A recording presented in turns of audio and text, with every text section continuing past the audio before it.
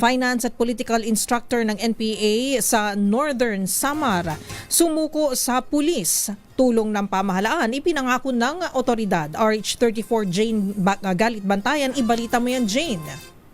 Nagbalik pamahalaan ang dalawang full-time member ng New People's Army sa Lalawigan na parehong may mataas na posisyon o katungkulan sa New People's Army. Kusang nagbalik pamahalaan ang dalawa sa kapulisan ng 2nd Northern Samar Provincial Mobile First Company at bukas itong tinanggap ng First Commander na si Police Lieutenant Colonel Edwin Oluwan. Ang pagsuko ng dalawa ay bunga ng negosasyon ng kapulisan.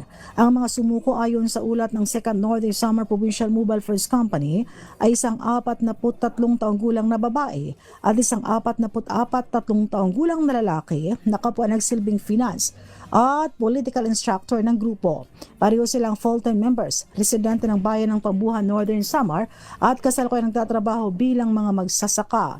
Sa kasalukuyan, nasa kustodiya ang dalawa ng 2nd Northern Samar Provincial Mobile First Company para sa kakulang dokumentasyon at isa sa ilalim sa masusing tactical interview upang matiyak ang kanilang kredibilidad at kahandaan na makipagtulungan sa pamahalaan bago ang kanilang pagpasok sa Enhanced Comprehensive Local Integration Program o ang ICLIP o Social Integration Program o LSIP ng Provincial Government. Muling nananawagan si Police Lieutenant Colonel Uluwan sa mga natitirang miyembro ng armadong grupo na piliin ang landas ng kapayapaan at legal na pamumuhay. Ayon sa nasabing opisyal, bukas ang kanilang tanggapan sa sino mang nais magbagong buhay at handang umalalay upang matiyak na makakamit ng mga ito ang nararapat na suporta mula sa gobyerno. Mula sa Aksyon Radyo Katarman, RH34 Jane Galit Bantayan ng DZRH. Una sa Pilipinas, una sa Pilipinas.